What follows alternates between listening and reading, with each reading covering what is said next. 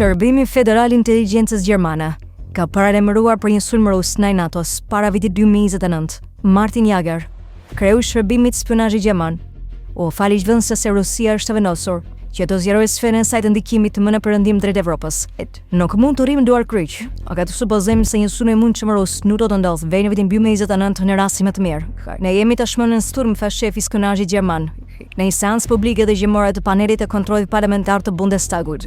Veprimet e Rusisë janë të dizenjuara për të minuar NATO-n dhe për të ndarë shoqëritë. Për ta reduktuar qëllim, Rusia nuk do të shmangë një përballje të tërpërtër kryeshkallake me NATO-n, nëse është nevojshme, thaj. Në rastin më të mirë, Europa po përjeton një paqe të akullt, që mund të shpërthejë në çdo moment në një konfrontim të nxehtë ta Jager.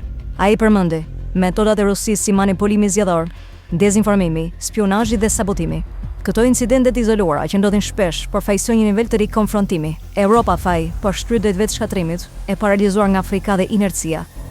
Së bashku me Jagerin, ishin edhe udhëheqësit e shërbimeve të inteligjencës së brendshme dhe ushtarake të Gjermanisë. Ja edhe pse ata përmendën kërcënimet e reja si ekstremizmi politik dhe fetar, ishte Rusia ajo që miqëtorën e detyrimet e tyre.